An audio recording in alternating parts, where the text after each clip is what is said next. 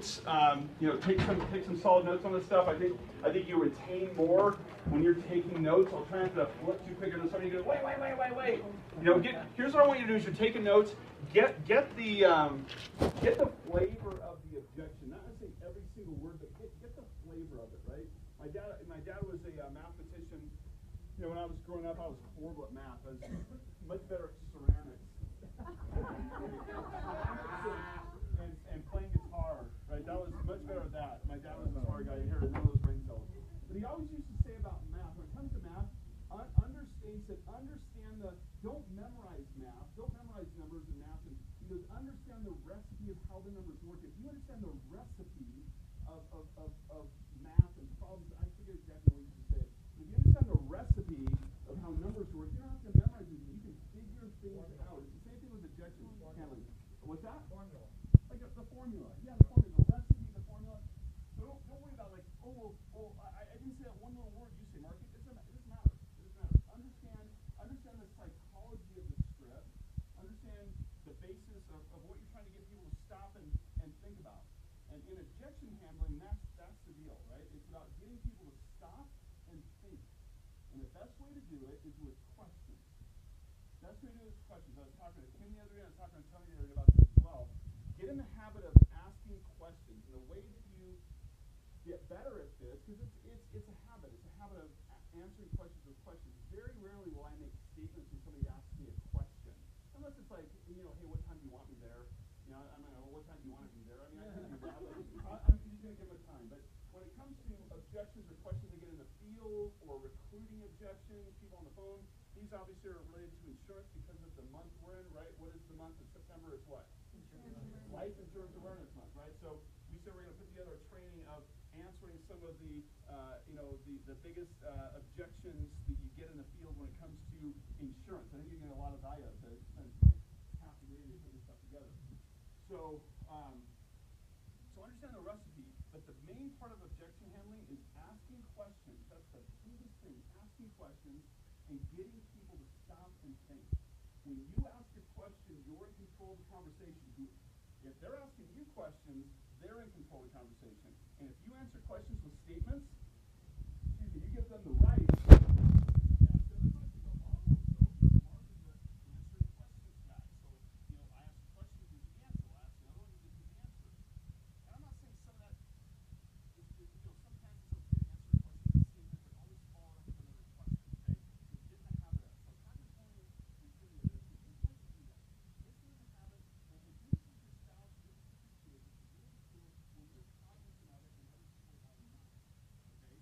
So I said to Tony, hey, when you get home, Jim's going to ask you, hey, honey, what's for dinner? And you're not going to give them a secret of what you have in mind. You're going to go, well, we've got this, we've got that, right? Lamb and pork chops or whatever it is you have, right?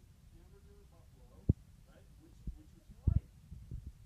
And you just have to stop and go, you answer that question with a question. You know what you're going to do? What he's going to do is he's going to go, oh, well, I think I would like, and he's going to just tell her. And he's not going to know. But what she did was answer question with question. That means to answer the question, she made a control conversation. I know she's not trying to sell him on anything. She doesn't ask about dinner, right? But it's a technique, it's a skill that you have in business and recruiting people is getting good at asking questions and get them to stop and think and allow them to gain a different perspective and move the process forward. That's the thing that you're doing. Moving the process forward is who you're talking to. Okay? So the whole time the other day, I asked you guys, I got just about every one of them. I think it was like one I didn't get to. It was like 15 objections. I may not get to all of them, but I asked the full time the other day, I go, hey, what objections do you want to see some answers to? Okay? And so one of the first ones was buy term and invest different. Those of you in the full time remember that? Okay, so buy term and invest different. Hey, isn't it, so the objection, this is objection, right? Isn't it better to buy term and invest different rather than right? How many of you have ever gotten that? I've gotten that a bunch, right? Okay, so that's a question. Okay, so there's a couple different answers. Okay, so here's something you can just kind of jot it down, jot the flavor of it down. You don't have to get every single word. Okay, so you see, I start off with seems like I'm going to a statement, but it's a question. In some cases, it may make sense to do that. So anytime you get an objection, the first recipe or thing that you could do with an objection is to validate it. To validate it, right? I would, if somebody asked me the question that was up there, I wouldn't go, well, no, that doesn't make any sense to do that. I go, you know what? In some cases, it may make sense to do that. So validate the question, but then follow it up with a question. In some cases, it may make sense to do that, but would you rather build equity for yourself or the insurance company? Oh, well, I'd rather build equity for myself. What do you mean? Right? And that gets them to do what? Stop and think and go, well, what do you mean? Well, here, and then you get to explain term versus perm and go, oh, and it shifts their paradigm. You do that with questions, okay? Here's another way you can answer that. Okay? Insurance is a tool. When you're building something, do you only use one tool or several? That's a good question, right? So if you can get them to think about, like, well, I always heard it was better to buy term and invest the difference. Okay, well, in some cases it may make sense to do that, but would you rather build equity for yourself or the insurance company? Well, of course I'd rather build it for myself. Okay, well, here's how that works. Or again, the tool. Insurance is a tool. When you're building something, like, have you ever built anything, Joe? Yeah, I built a doghouse out there. Okay, did you just use one tool for that, or did you have several that you used? Right? You say, well, I used several. When people are building a financial house, doesn't it make sense that they'd use more than one tool to protect their income? Wouldn't it make sense to maybe use those things together? So you're not fighting saying one thing is the way to go. You're saying, hey, it's a tool. What if we use these tools in tandem? Does that make sense, you guys? Is everybody with me? Yes. Okay, you guys bored? You want me to stop now? No. Okay. Yeah. All right, I want to make sure you're bored. Okay. All right. Okay, so what we're going to do is we're going to do phone calls. Everybody get out your top 25 list. All right. All right. Remember, you guys remember this one? Why do I need insurance later on in life? Like, I always heard that like, the kids are grown up, the house is paid off, and, it's like Utopiaville, meaning, everything's perfect in my life. Why do I need insurance later on in life? If you haven't gotten that question, you'll get it. I promise you, you'll get it, okay? And so what did I say the first thing to do in an objection? If you get a concern, what did I say you should do, Daniel? Validate it. Validate it, right? Yes. Validate it. Not go, not say, are you stupid? Of course you need insurance later on. If you wouldn't say that, that's not a nice way to validate, right? You say, I'll agree with you. You may be right about not needing protection later on in life, but have you ever met anyone, and again, so I validate almost kind of with a statement at the beginning there, right? You know what, Joe? You know what, Mike? You know what, Carl? You're right. You may not need coverage later on in life, but have you ever met anybody? Have you ever met anyone who's dealing with something in retirement that they weren't planning on? Have you ever met anybody that's dealing with something they weren't planning on? For example, raising a grandchild, taking out a 30-year mortgage, or just wanting to leave money for grandchildren? Oh, yeah, as a matter of fact, I do. There's a guy at my job, blah, blah, blah, blah. In fact, I was on an appointment with somebody. I don't know if it was, who was on an appointment with recently? They said that somebody's raising, that was the one the other day, right? Somebody at his job is raising the grandchildren or something, right? It wasn't Charles. Didn't Charles say that? I was on an appointment with you the other day. I thought that was that. But so again, it's a question that gets them to go, oh, I didn't really think of that, right? Because they're listening to the talking heads on TV, or they're listening to Dave Ramsey, or reading Dave Ramsey. Most people, this is all they need. And again, that might be true for them. So I even say that, hey, you might be right about that, but have you ever met anyone who's dealing with something in retirement? So I'm not arguing with him on this. I'm asking a question that the answer is probably, oh yeah, I have. Well, what makes you think that couldn't be you? Oh, well, I don't know. I guess I didn't think of it. Well, you might want to consider there might be a need later on in life, right? Any questions on that one? So again, just the flavor of it, right? So validate. You might be right, but have you ever met, it's like to take shorthand, have you ever met anybody who's dealing with blank, blank, blank in retirement? And you'll be able to figure it out. You can make something up. Raising grandchildren, 30-year mortgage, health issues, want to leave a legacy. I mean, when we're planning for retirement, how many of you in here have grandchildren right now? How many of you in here, let me do this. How many of you don't have grandchildren right now? How many of you don't have grandchildren? Okay, wow. A majority of the room does not have grandchildren. You have grandchildren, Gary? Are you not listening to me? How many of you don't have grandchildren? I was surprised with James' response. How many of you don't? Okay, so think about this. A majority of you, raise your hands, you don't have grandchildren, so you're making plans right now from a standpoint of your retirement, future savings, future, right? Not even knowing your grandchildren. Do you think later on in life there might be a circumstance where you might want to leave a legacy for those grandchildren that you don't know yet? don't exist yet? Yes or no? You guys awake? Yes. I spent all damn day on this, so you're being engaged. Be engaged. All right, help me out here. All right. All right, so that's one way to get them to stop and think. Okay, here's one I kind of shared the other day. So again, the objection on this one is, why do I need insurance later on in life? Or I heard that I don't need insurance later in life. Okay, so here's a great question. Let me ask you something, Joe. Is taxes a permanent expense or a temporary expense? Permanent.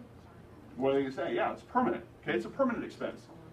If the tax threat is permanent, then your strategy to legally avoid taxes has to be permanent too, right? Oh yeah, that's true. I didn't really think of that. Right. That's why I'm recommending it. That's why I'm licensed and you're not. Right. It's kind of what it applies. Right. And so that's a good question. It gets people to stop and think. Okay. Any questions on that? Now, moving right along.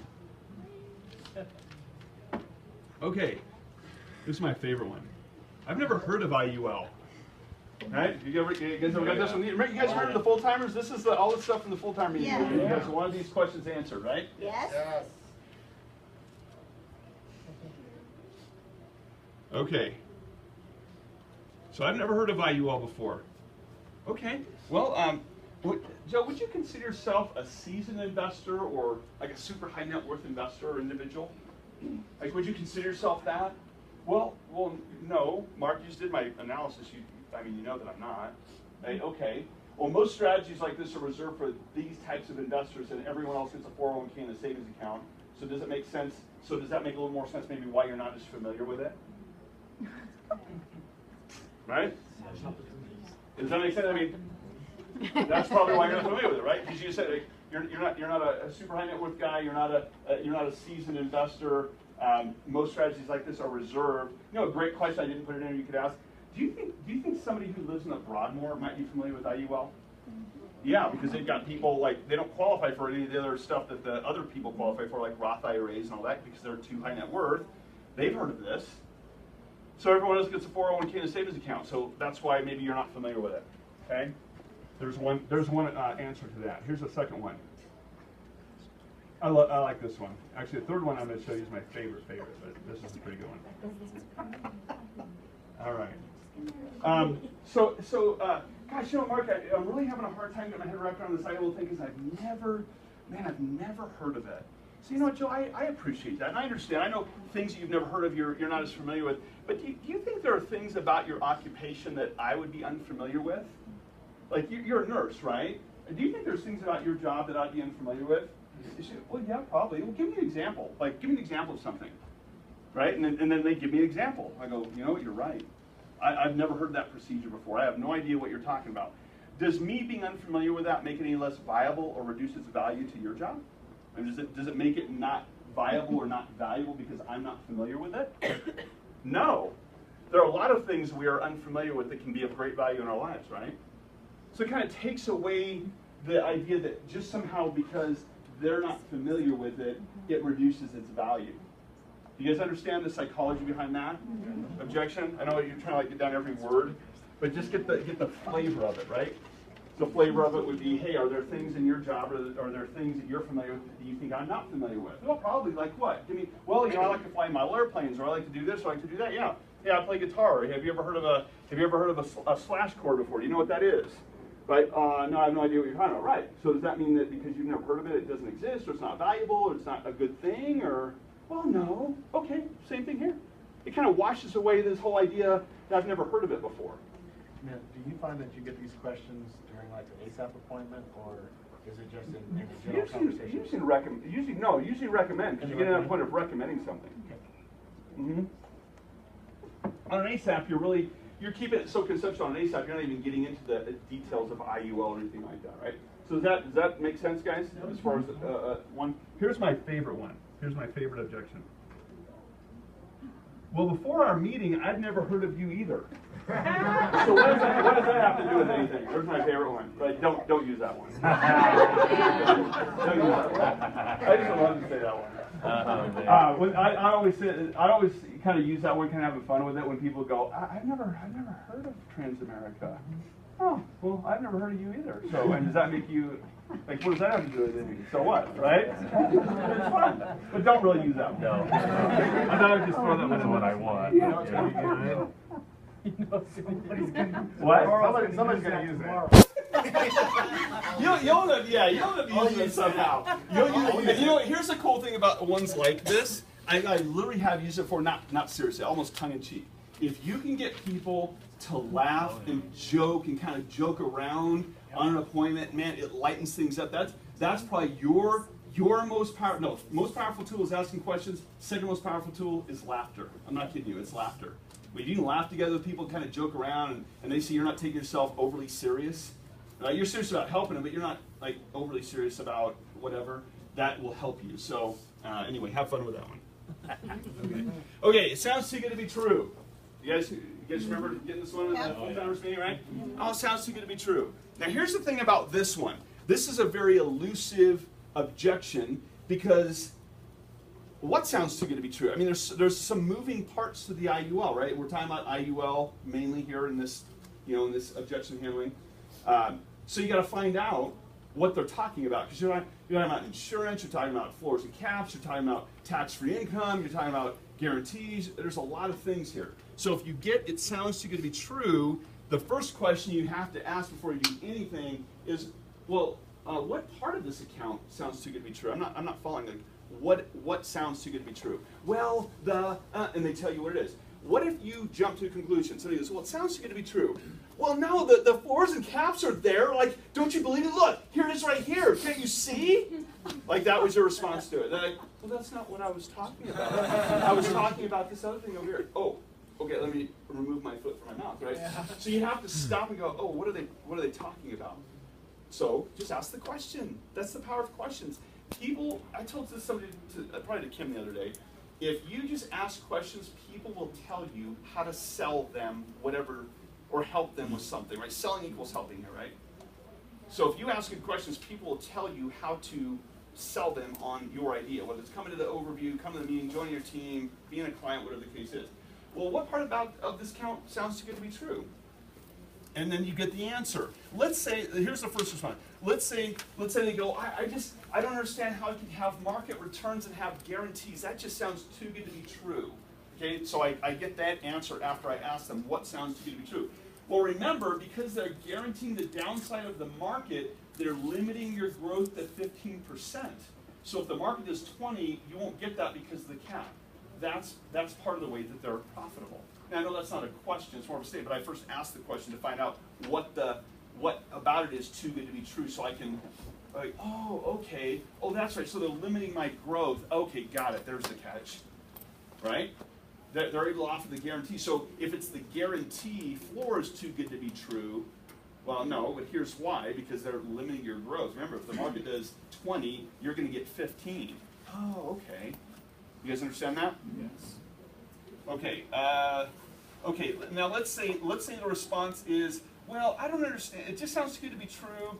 Like you said that if we had a value in our account of $500, they'd pay out this $500,000. I mean, that sounds ridiculous. That sounds too good to be true. Because if I had a Roth IRA and I had $500 in it, I die, my Roth IRA gives my family $500, and why would they pay out $500,000? Well, if you bought insurance on your car today and it was stolen tomorrow, would the insurance company replace your car?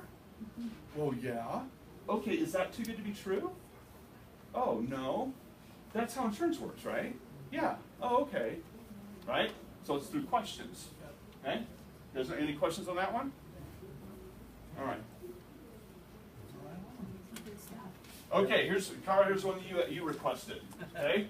So Carl got this objection the other day when he was out in the field. He said, "Hey, I need time to.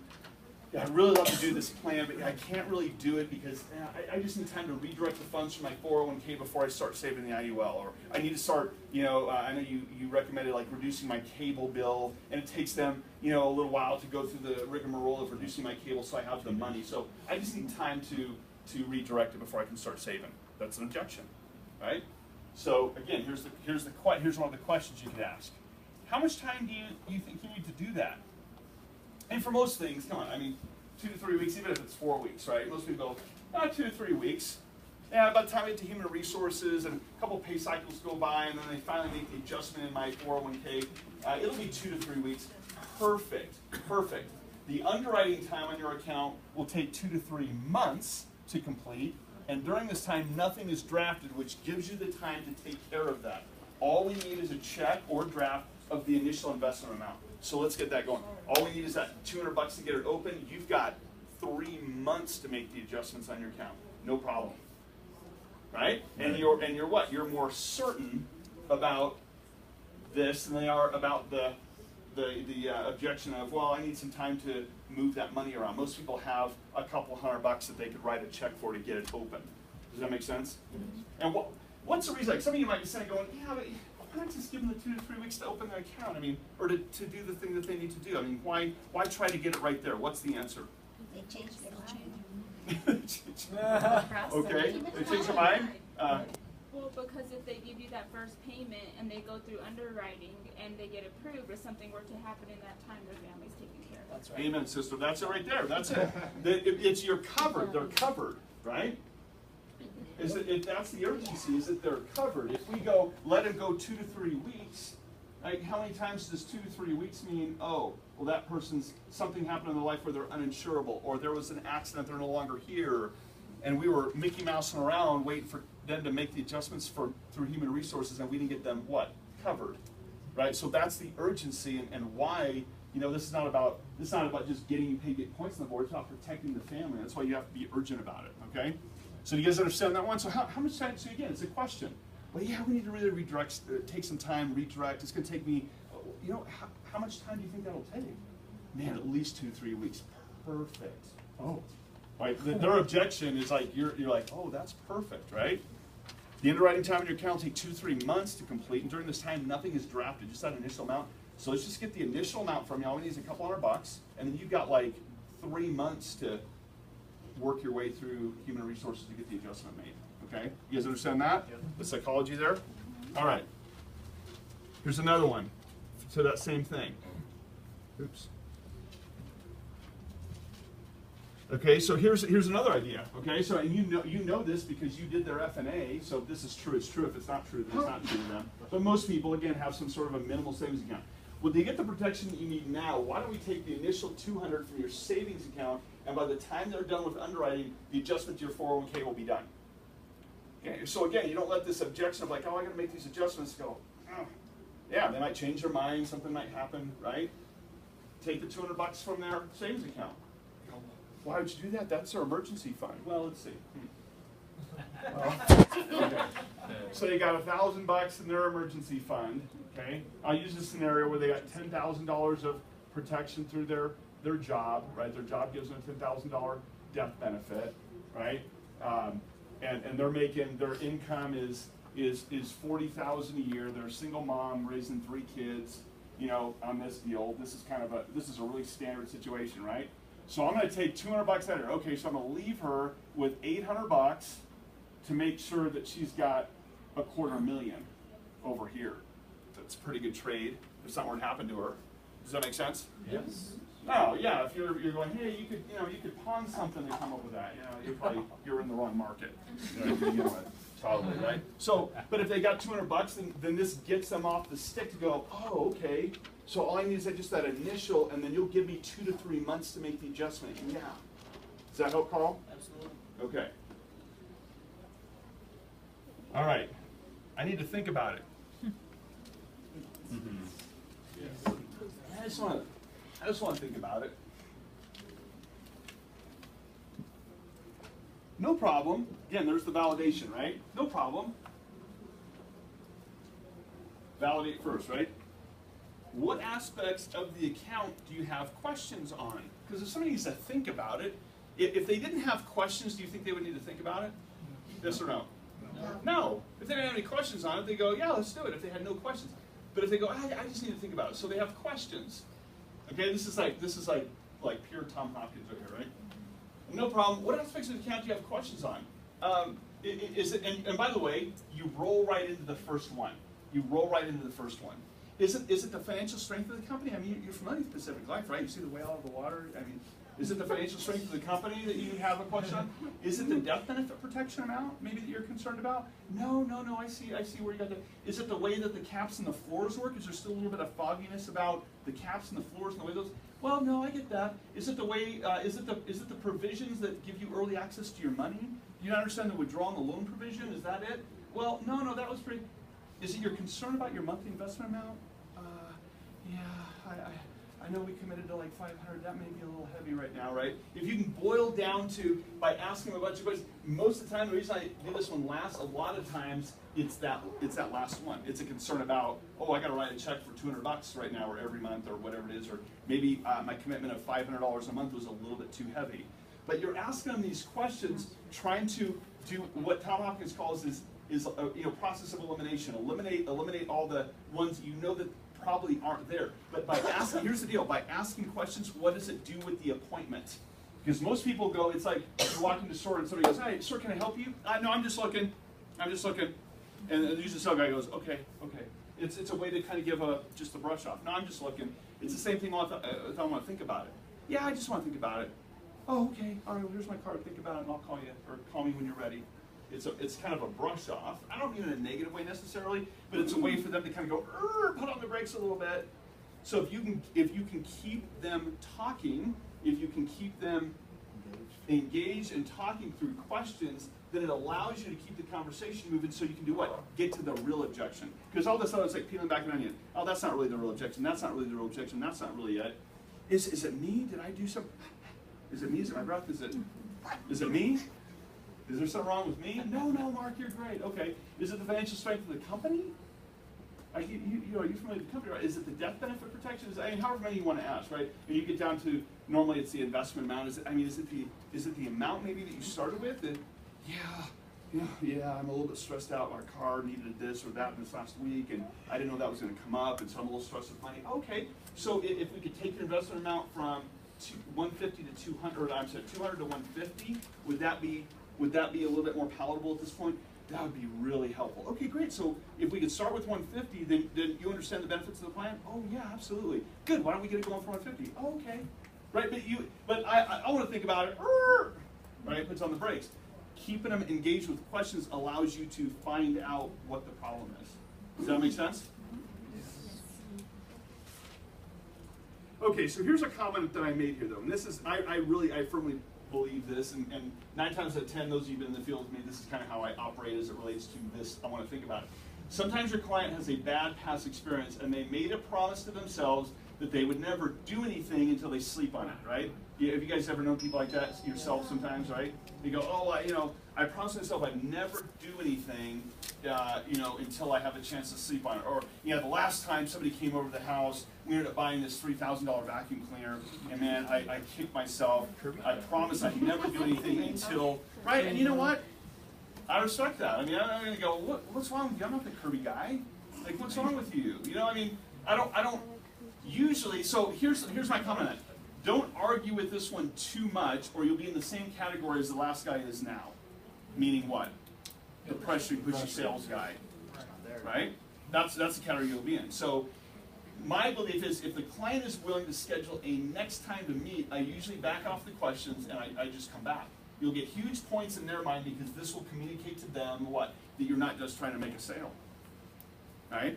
So to think about it, one, I think it's good to again, kind of go through this question to see if you can kind of overcome it there. But if they go, hey, look, Daniel, you're awesome. We do understand the plan. We like it. If they're using language like that, they go, we do get it. We understand it. We do see why you've recommended it. Man, we so appreciate your time. We really do like it. But we just made a promise to ourselves that we were just going to take a day or two to think about it and then come up with some questions. Great, let's do it, right? I want them to be my client for life. I don't want them to feel like I'm just there to make a sale and leave, right?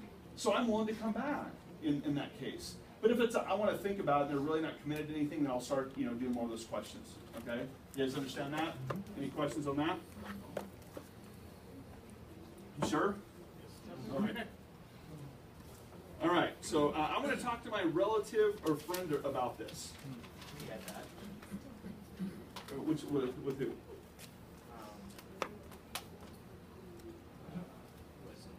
Oh no, it was with Elizabeth. It was Paul and Emily, and they want to talk to their friend Derek about it. Yeah, Elizabeth, yeah. Okay, so I want to talk to my relative friend about this. Have any of you ever gotten this one before? Yeah, heard this before. Okay, good. So I want to talk to my relative friend. Okay, all right, yeah, that's fine. But what does your friend do for a living? Oh, he's the midnight shift manager at Dunkin' Donuts. Oh, okay. All right, cool. So the first question is, what does your friend do for a living?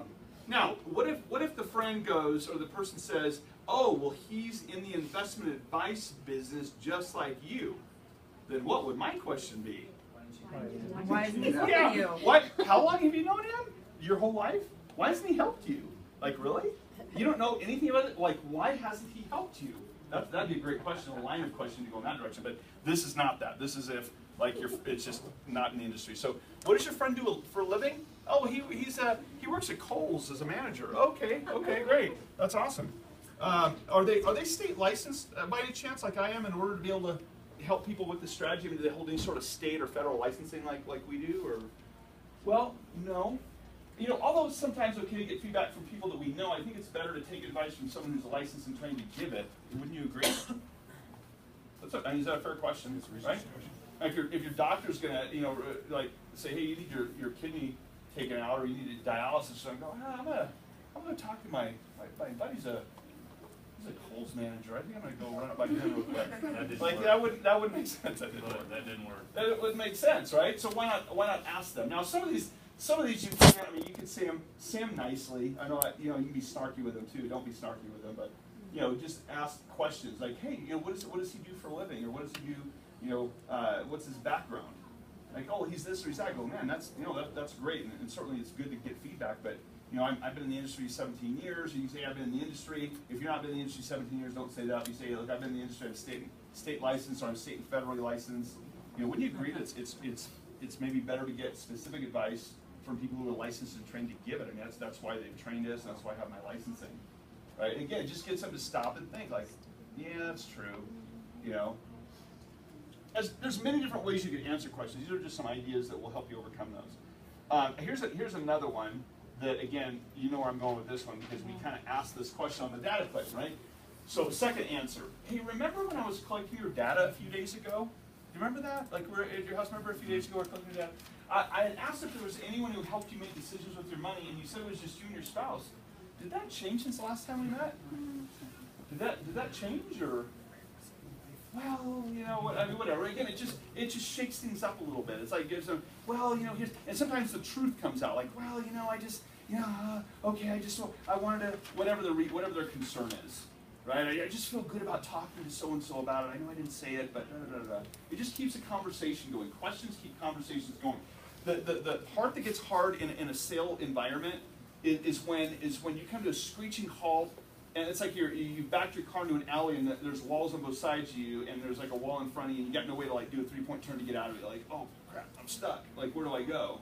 That's what makes it difficult. Questions keep it flowing. It's like water that's running. It's like you remove a rock, and the water can keep flowing through the river, right? That's what questions do.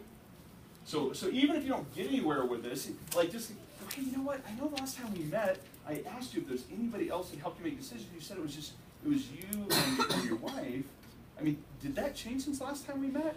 Well, no, but, and he says a few more things. That gives you a little bit more to go to find out about who this guy is, how he knows him, and just keeps the conversation moving. That's what questions do. And I think I have one more in here. So I can't remember what the objection is. What is it? I want to talk to my relative or friend. Sorry. I want to talk to my relative or friend. Do you understand? No, that's fine, Joe. You can talk to your relative or friend. But hey, do you understand why I'm recommending this account for you? I mean, do you see the benefits? Do you understand why I'm recommending it? When you open your 401, I know you had a 401k that you opened. When you opened your 401k, did you get help from your friends, or did you just open it? I mean, do you normally like have to talk to everybody, or did you just open your 401k, or did you? Now, I suppose if he goes, yeah, no, actually, I ran it by him and he helped me open it. Like, okay, knock yourself out. I guess that's just what you do. But most people are going to go, no, I just opened it myself. Okay. Well, so you're capable of making decisions on your own. That's good. So let's go and get this started. No, but again, it keeps it moving. It's like it shakes it up a little bit, right? Good question. Shake it up, okay? So do you understand why I'm recommending this account for you? I want to talk to my relative, my friend. Like, yeah, you could, you can do that if you want. But do you understand why I'm recommending it to you? Because if you understood why I was recommending it to you, I don't know why you feel like you have to talk to your friend.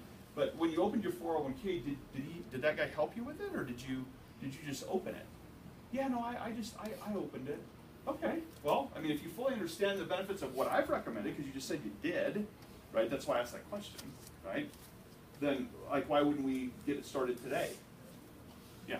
Could you even go back to where you use like the car insurance when you bought your new car? Did you call your friend and ask him what insurance you should get? Yeah, you could use anyone there. Yeah, absolutely. You could use any analogy like that in there. Sure, absolutely. I don't think I need insurance. I just want to invest money. Have any of you ever gotten this one before? I've gotten this one before. I don't really want insurance. I just want to invest. You guys help people save money, right? I don't want to invest. I just want to save money. Like, okay, all right. And this one you do while looking at the spouse. Okay. Oh, good. Mike and April are here. So Mike goes. I don't really want to protect my income. I just want to invest and save money. Oh. Okay. So, April, what's the contingency plan? Yeah, I know you're a single mom at home. What's the contingency plan for you if overnight your household income goes to zero because something happens to Mike? I mean, what's the backup plan? Because he won't be here anymore. So, what's the plan? I guess we get to go with my mom, and that's who gets services kids. Yeah, is that acceptable? No. Right? That's a good, right? I mean, you're obviously you're leveraging the spouse a little bit. Yeah, you wouldn't do it in a way where you make the guy feel like this small either. Mm-hmm. Do it in a caring way. No, she'll make you feel that way. Yeah, she'll take care of that for you, right? Here's the one I use most often when I get that. This next one I use most often. There's a little bit of math involved, right? Okay, so hey Joe, you know what? I totally understand. I'm all about saving money. I love to watch money grow. Absolutely love saving money.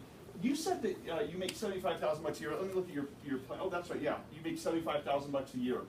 That is right, right? Did I take my notes right? Yeah, I make $75,000 a year. Okay, great. Let me give you a scenario that might help you understand why I'm recommending that you save, but also protect your income first. Let's say in year number one, you invested $2,000 because that's what you want to do, right? You want to save money. You can do this on a napkin. These numbers are super easy to remember. I do this on a napkin usually. I don't have it on a printed out because it's easy to remember. So let's say you invested $2,000. You earned 100% rate of return that year. Year number one, the market took off 100% rate of return. That'd be smoking, right? That'd be pretty good. So you earned $2,000 in gains, right? 100% return on what you put in. Year number two comes by. You got a $4,000 balance to start the year, and you know what? You put in another $2,000, and guess what? Man, the market's still smoking. Another 100% rate of return. That's $6,000 in gains that you earned that year. Isn't that great? Year number three comes by, and now you've got a $12,000 balance from all the investing in the first 2 years, and you're going to put away another $2,000. Joe, you following me? You guys following me? Everyone here? You put in another $2,000, and guess what? A third year in a row, man. Three times the charm, right? Another 100% rate of return, $14,000 in gains. That leaves you with a balance of $28,000 in your account. So you're super stoked, right? You put in another $2,000 and another 100% rate of return. Isn't this unbelievable? So you got $30,000 in gains, and the balance in your account after 4 years is $60,000. That's pretty good, isn't it? I mean, so I can understand why you want to invest with that kind of potential. But Joe, let me ask you something. What's the chance that the market would return 100% 4 years in a row? Mm-hmm. What's the chance? I've literally taken people through this, like drawn it out, because it's super easy to remember. Start with $2,000, give them 100% rate of return, 4 years in a row, and if you can count, you can duplicate that pretty easily on a piece of paper. What's the chance that the market will return 100% in 4 years in a row? What's the chance, Chris? Very slim. Slim to none is probably not going to. It's never happened 4 years in a row. But even if it did, you wouldn't have even 1 year's worth of income saved. Do you see why it's important to protect your income while you're saving?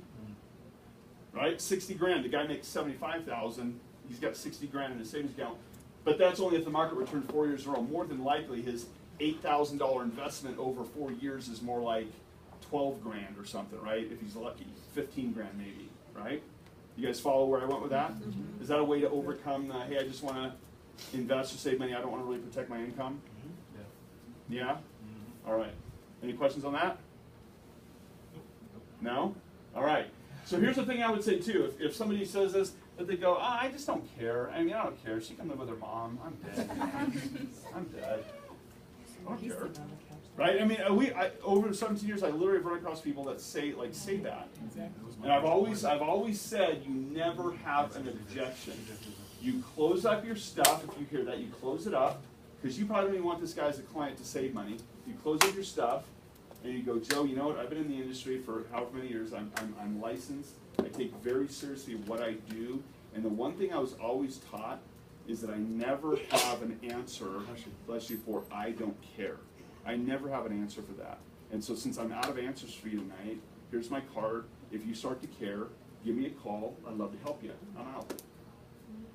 Unless he has $1 million rollover, then you say you wouldn't say that. A guy like that wouldn't have $1 million rollover anyway. But that gets people to think about, like, oh yeah, that's true. Wow, okay, that makes sense. And even if you don't get them, on board with, whatever, 500,000 of coverage, you go, hey, let's at least get you to 250, right? Let's get something, if he has nothing, for example. Okay. All right. Is Heather in here?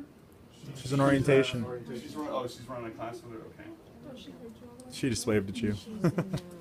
Oh, okay, because I did an objection she wanted me to do in here. Okay, so my friend is an advisor. I want to talk to my current advisor about the IUL. You think you guys will get that one? Yes. If you haven't gotten it already, you'll probably get that right. What's that? Or an advisor, or my advisor, yeah. Or yeah, my friend's my advisor. I want to talk to my current advisor about the IUL. And here's a great question to start that out with. Great question. Did you think I was asking you to change anything that you're doing with them? Because let's say, there's plenty of people I've seen that have like an Edward Jones advisor, and they have like a dinky little, maybe like a little term policy with them, but a majority of the stuff that they're doing with them is like Roth IRAs and mutual funds and stock and stuff like that, right? So let's say it's that scenario, right? Well, did you think I was asking you to, so obviously if you are replacing something, right, that's inferior, this wouldn't make any sense, but let's say that, they have a current advisor where they've got a Roth IRA and a few other things, and I'm gonna check, I've never heard of that IUL thing before, I'm gonna check with my current advisor about that. Oh, did you think I was asking you to change anything with what you're doing with them? What if we could add this strategy to your current plan, which would complement perfectly what you're already doing without changing anything? So that, again, because a lot of times people think like, oh, well, my current advisor is my buddy. I go to church with them. They're good friends. Oh, man, our kids play water polo together. So, it'd be weird to see them at the pool. Like, I don't want to create this weirdness, right? Oh, well, I'm not asking you to change it. Did you think I was asking you to change what you're doing with them? No, you can stay right there with what you're doing with them. But what if we could add this strategy? Because you don't currently have it. The IUL doesn't currently have the IUL strategy. What if we could add this strategy to your current plan, which would complement what you're doing perfectly without changing anything? Oh, okay. Right? It overcomes that thing of like, I want to talk to them because they think that, again, their relationship is threatened or whatever. Here's kind of a fun one. I actually have asked this one here before. This one here I've used quite a bit. And this would be if I am changing something. Okay, if I am changing something. So I have some of their advisor, and maybe whatever, whether they're thrilled with their advisor or not, but I am changing something their current advisor is recommending to them. And I'm assuming in this that, remember, I've already taken them through the IUL process, right? I've asked them the 3 questions. I've gotten agreement. They go, oh yeah, I see why you're recommending it. They like it. You guys understand? That's where I'm at. But I'm getting this objection at the end, like, hey, wait a minute. Before we do anything, I want to talk to my advisor. I want to talk to the current guy just to see what he thinks about this IUL thing. Okay, so, but Joe, you said a minute ago that you fully understood it. You like the plan. You like what it does for you. I mean, is that right? Well, yeah, absolutely.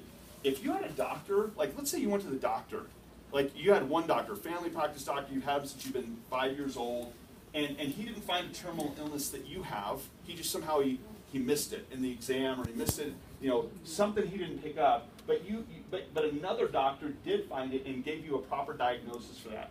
Would you return to the first doctor to get their advice? Like, would you go back to that doctor? They missed your cancer. The second doctor found it. It's like a tumor. You're going to die. And you go, well, let me go check with the other guy and see what he thinks. He missed it. You guys follow? Yeah. So you go, oh, that's a little bit of throwing the other guy under the bus, a little bit. But if he didn't recommend something that you go, man, this would be a huge benefit to your plan. The other guy didn't miss it. He missed it. He has you in a term policy that's going to expire in 5 years, right, Gary or George, right? Yep. So obviously I'm the doctor that found something that's putting you something better. Would you go back to the other doctor? If the doctor missed your diagnosis of cancer, would you go back to him? I mean, you probably would have a little bit of hesitation, right? Well, yeah. Right? Same kind of idea there. And here's an easy one. Here's an easy one. This is probably the maybe the nicest one of these here. Third answer. You know, Joe, I believe, you know, it never, since we're not really changing anything that you're doing with your other advisor, you know, it never hurts to have a second set of trained guys looking at what you're doing. Don't you agree? Why not have the benefit of two people helping you achieve your goals? Meaning, we could set up this plan, you could have this, so I manage this part of your portfolio for you, and then you have your other guy to manage the other part. Right? So again, it's keeping that relationship going and not maybe threatening that relationship. Okay? So it never hurts to have a second set of trained guys looking at what you're doing. Don't you agree? Why not have the benefit of two people helping you achieve your goals?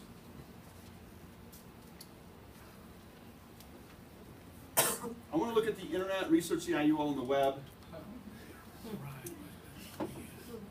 So we've got that one before. Although the internet can be a helpful resource for research, it can also steer you in the wrong way because it hasn't taken the time to get to know you, as if the internet is a person, right? So, like, you know, the internet can be a helpful resource, but you know, the internet has not taken the time to get to know you like I have. The internet didn't run a plan for you. The internet doesn't have access to 80% of the industry like I do in order to help you make the best decisions for your family.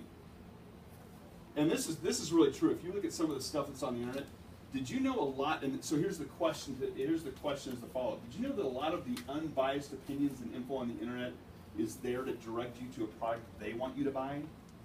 Right? If you look at the stuff like where it's like a really negative thing, like, oh, don't do so and so, or don't do such and such. If you keep reading through it, here's all the bad things about this company or this thing, you get down to the end, then they're trying to sell you their book or their thing, or they want you to join their company or buy their product. Have you guys ever seen that before? I've seen that quite a bit. So that would be maybe a way to overcome the internet thing. And just saying, hey, even if you don't do the whole thing at the bottom there, you say, hey, you know what? Although the internet can be helpful, remember, the internet has not taken the time to get to know you over 2 or 3 appointments like I have. The internet didn't run a plan for you. The internet's not customizing its recommendation to you, and the internet doesn't have access to 80% of the industry like we do, right? And so, in other words, I don't want to steer you steered the wrong way. You can ask me that question at the end. Here's the one that Heather wanted to know. This is not really an insurance one. It's more of a referral objection that she got. So the objection is, I don't know anybody I can refer to you. People I know are set/okay. You know, people I know, they're good. People I know are good. They're good. Yeah. I don't really know anybody I can refer to you. Okay? And I'm certainly by no means a master of getting referrals, but you challenge people with questions. Hey, Joe, when was the last time that you talked to these people in great detail about their financial picture? That's a good question, right? Like, yeah, they're good. Oh, really? Well, when was the last time you sat down with them to really talk about their detailed financial picture? I don't know about you, but I like to make up my own mind about my financial decisions rather than someone else doing that for me. Would you allow me to call them simply to introduce myself to them? Like, in other words, let's allow them to make up their mind if they need help, because you just admitted that you didn't see their picture, you've not seen their financial picture. I mean, most people are kind of uncomfortable, quite frankly, talking about that stuff, right? Politics, religion, certain things we don't talk about, money, right? We don't talk about. So since you see, that first question is a great question. Well, hey, when was the last time you talked to them in great detail about their financial picture? Well, Mark, I never have. We don't talk about that stuff. Oh, okay. Well, I don't know about you, but man, I'd really like to make up my own mind about my own financial decisions rather than someone else doing that for me. Would you allow me just to call them to simply introduce myself to them? See, here's the thing. It's what I call a reasonable request. It's a reasonable request. If I say, get them to admit that they don't know about that person's financial picture, and then I ask them a question simply saying, would you allow me to call them to introduce myself?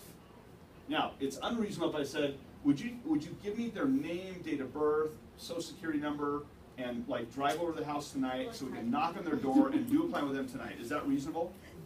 No, that's very unreasonable. But a reasonable request is, hey, would you simply allow me to call and introduce myself and just let them know that I'm here to help them, right? Or introduce myself to them. Like, oh, okay, right? That's easier, that's more palatable than give me their number so I can sell them something, right? Because that's what they're fearful of. Does that make sense? Yes. All right? So there's one answer to that. Another answer would be this. And this would be true if, let's say you were referred to them by somebody else, okay? Either on a top 25 or an existing client. Imagine if Bob had referred me to your family, right? So, hey, do you guys know anybody that you could refer me to? Like, we've helped you out here, da-da-da-da. Yeah, no, I don't really know anybody. Everybody I know, they're good, they're okay, they're set, right? Oh, you know what? Imagine if, no, it's fine there, and you might be right, but imagine if Bob hadn't referred me to your family. How long would it have taken for us to meet and get your family secure if Bob hadn't referred? How long would that take? How long do you think it would have been before somebody finally sat down with you guys to help you plan this stuff out? Maybe never? Yeah, maybe never. Could we give the same opportunity to the families you know as Bob gave to you when he or she referred, I'm using Bob, so when he referred you? Could we just maybe give them the same opportunity as Bob gave to you just by simply introducing? Would that be okay? Well, yeah, I guess that's reasonable. Remember, reasonable requests. Two things. You're never going to get anything you don't ask for, so you've got to ask, but you've got to make it reasonable, a reasonable request. Okay? You guys are getting sleepy. I better hurry up. Okay, this is along the line of I know it's a little bit longer. Get the flavor of it. Just get the flavor of this, okay? You don't need to write that every word. Have you ever eaten at a restaurant or seen a movie that you've recommended to a friend or family member? Oh yeah, of course. Oh yeah, of course. Okay. Hopefully the things, remember, you've already helped this family out, you're asking for referrals now. Hopefully the things that we've helped you out with have been more valuable than a meal or a movie. Has your experience with us been at least as good as that meal or movie? Would you mind helping me to just introduce myself to these people? If they don't want to meet, I promise not to bother them, but I would like you to give them an opportunity to learn as you did. So it always comes back to the referrals. Hey, would you give me an opportunity just to introduce myself to them? That's what I want, just a friendly introduction. Would you mind if I just called and introduced myself? They're more likely to go, oh, okay, that sounds nice, that sounds friendly. Sure, an introduction, all right? All right, cost too much, fees are too high. I think, this is the last one. Cost too much, fees are too high. I think, Elba, this is the one you said. You remember that? No. I think. No. Okay, all right. Were you in the meeting at all? Yes. Elba? Okay. Yeah, I said something Have else. the man. Which one? Oh, what? I got a man. I have a guy. That was I got my hands. I All right. Cost too much, fees are too high. Okay. So there's, yeah, it just seems like it's valuable. I think it costs too much, or the fees seem too high on that term policy, or right. Well, how much is too much? Too high compared to what? Like, what do you mean? Like, too high compared to what? How much is too much? Like, what's a reasonable amount in your opinion? Yeah, 200 just seems like a kind of a lot of it. By asking questions, you get people, because they go, yeah, 200 just seems like a lot for an insurance policy. What is that? By you asking that question and getting that response, how are they looking at the IUL? It was an expense. Just as an insurance policy. It gets you to go, oh, hey, you know, Kim or Joe, you understand that $200, a majority of that's being saved. Yeah, there's an insurance premium in there that's paying for the coverage, but a majority of that's being saved. Did you think all $200 was going to be insurance? Oh, well, yeah, I thought so. No. Right, again, questions, that it joggles things up, it moves things around, it allows you to find what the real objection is. So how much is too much? Too high compared to what? I found that when there is a concern about costs, there is not a full understanding of the value that the program is bringing to your family. What is the value to you knowing that if anything were to happen to you, your family has complete financial peace of mind? Can you put a price on that? Now, again, you go, how did I get all those words? Just the flavor of it, the idea behind it, right? So, I found, again, let's say this cost, that'll cost too much. Well, compared to what? I mean, what's the value of knowing that if anything were to happen to you, your family gets a check? What's the value of that? Knowing that if something happened to your income, and you have a single mom, single wife at home, or a single mom, not single mom, sorry, a married stay-at-home mom. There you go, raising your family. What's the value of? Knowing that if anything happened to you, they're taken care of. What's the value of that? But you can borrow the story from me if you want, because obviously this is my own personal story. I've used this. I've literally told this to people. I've said this. Yeah, it costs too much. Seems kind of high. Yeah, I understand. You know what? I don't know if you know this. I lost house before the Black Forest fire. Blah blah blah. When my house burned down, my wife and I didn't start thinking about how much our insurance had cost us over our lifetimes. We thought, thank God we're covered for what we thought would never happen. Right? So it gets people like, oh wow, right? Like what's the likelihood of that happening? Well, it happened, and we didn't go. Let's see, how much did our insurance cost us over all those years? Who cares? It's going to be there, right? It's worth it, right? So it gets people. So you can borrow that story from me. Go, hey, you know what? Our branch manager, blah blah blah, house, and, he thought literally left that day thinking nothing was going to happen. Guess what? Lost the whole thing. And he told me, because I've told all of you. So he told me. He didn't think about what that insurance costs over all those years. He didn't start doing the calculations like how much have we actually paid for this? It didn't matter. Money was there to put back in place what was lost, and that's the same thing we're doing with the IUL, right? So those are some of the main objections that I went through. Do you guys want to see any of those again, or have questions on any of those, especially those of you that are out in the field, the ones that really care about getting questions answered for? I have a question. Yeah. How do you go from an ASAP to a data collection or a data collection to a close, setting appointments, to where you don't lose them? Because I've had several that have gotten just lost in voodoo land and never kind of space. and then no one calls back. So your question is, okay, so it's not really an objection, but that's okay. Does anyone have an objection? Daniel, I'll get back. I'll come back to that. If no one else has a question, I'll answer that right now. But just along the line of objections specifically, on anything that I covered or any of the objections you get in the field, you go, oh, I want to know the answer to this one. I always get this one. I always get stumped on it. Is there one that you get? Even if it's maybe a recruiting objection. I promise I'll come back to that. Morris? What happens when you have one person that's on board, like the wife's on board but the husband's not, and he says, you're taken care of. That kind of it's already been taken care of for you. And the reason I say that, our appointment tomorrow is on a person that wants long-term care. Okay. And then we're going to go ahead and get the data collection on the other stuff in particular. But two things, he's very thrifty, and he's taken care of by his government job.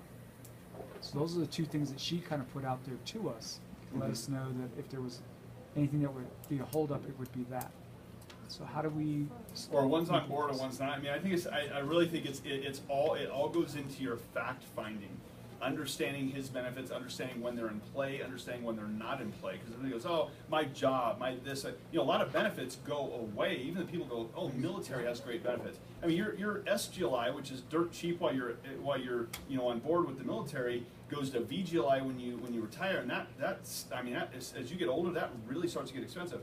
So I think more so what it comes down to is it's like you're swinging at a piñata. You're blindfolded. You're swinging at a piñata. You don't know what he has. So to answer that effectively, it's knowing what benefits he does have through work, when they do apply, when they are in play, and when they go away. If anything happens to him, what percentage of your whatever benefit does your wife get? So it's hard to answer that, knowing that you're still in the data collection stage. But you got to leverage against him, right? Not in a bad way, but leverage against him the fact finding that you do about when his benefits go away, and maybe tearing down, as long as it's truthful, of course, the things that he thinks are going to be there for sure, no doubt. Here's what's going to happen. Here's the way it's going to play out. Well, how do you right? It's getting the facts about his benefits. So let's move on to another one that's maybe more specific to what we cover here. Although good, yeah. One of the objections I had one time was not having enough money to get the proper protection. So I don't want to do anything. Not having okay. That should if that's the case, if you're looking at IUL, which we know is a combination of of protection and savings. Obviously, this premium from a premium standpoint is going to be higher than term. So what I would do, James, is I would look at term.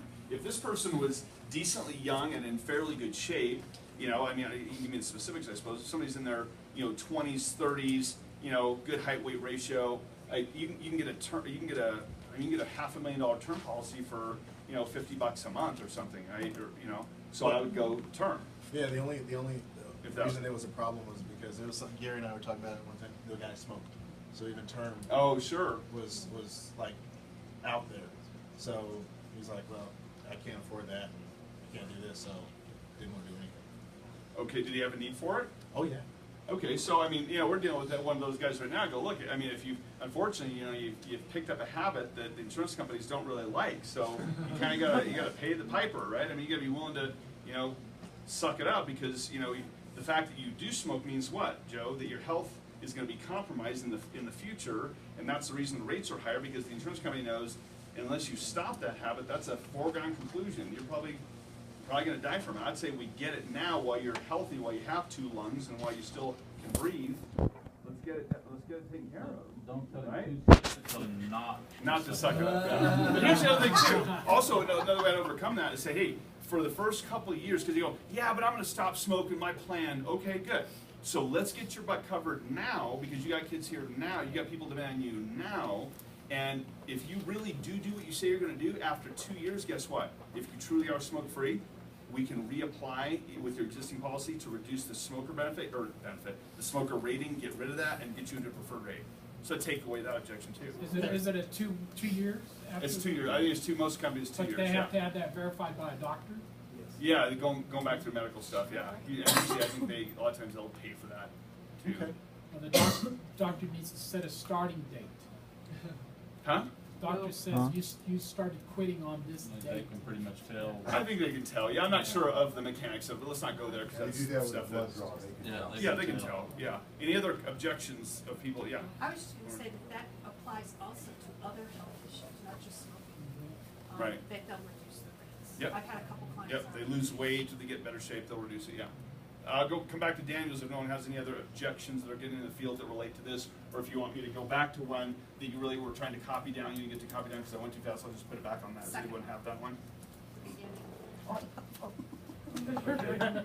That's what the video's Second for. one was, why do I need insurance later on in life? Yes? Yes. No? Yes. Taxes? Maybe. Okay. All right. So, Daniel, your question is going from ASAP to data to close, right? Okay. So what happens here? So they say yes on the business review card. You set a time. And usually right? it's like, oh, they don't have time up front.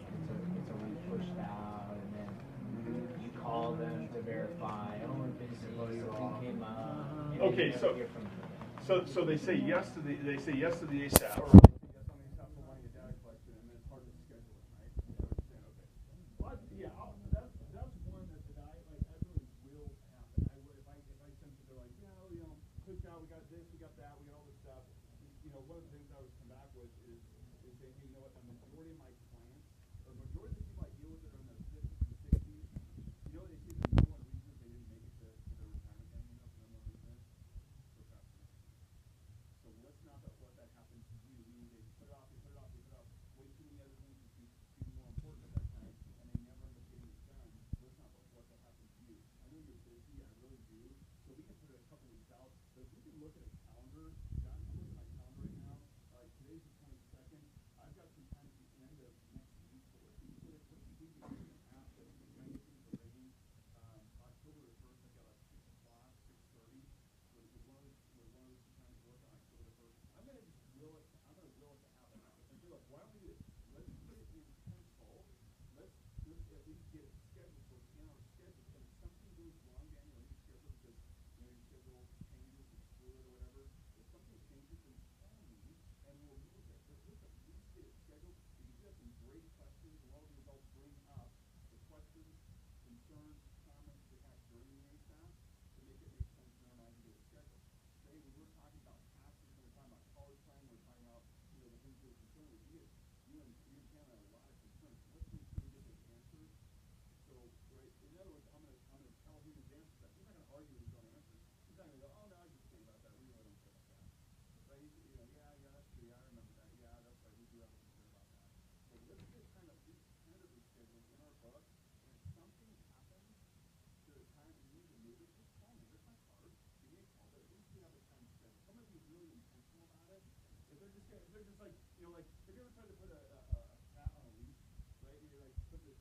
from the past connector, it's like wiggling, trying to get out of it, isn't it?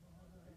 It's wiggling, trying to get out of the leash, right? Have you ever had that? Have you ever stuck a helmet on a cat's head, like we used to do? Like one of those little ice cream helmets, kind of on the cat's head, you ever done that one? They're like trying to get out of it. So if the person's like that, they're just like, oh, they're trying to get out of it. It's like, you're not really serious. I just move on. They really weren't sincere about the request for laying a roadmap, if it's that hard. But here's the thing, it's keeping these time frames as much as possible within 5 to 7 days. That's really the key. Or sooner, but no longer than that if at all possible. And I know again, well, you marked in or got my schedule, I got this, I got that. Oh, okay. So if I have to schedule more than 5 to 7 days out, I'm at least gonna get in town and go, look, let's pick a day then in early October, that's 2 weeks out, that right now is clear. Let's get it in the schedule. Kind of like a doctor's appointment. I use that as an analogy. A doctor's or a dentist appointment. Let's get a time like a dentist appointment scheduled, right? So that we've got that time locked down. If we need changes, let me know. And we'll move the time. Okay? Awesome. Good questions. I've got to get into, I don't know if you have numbers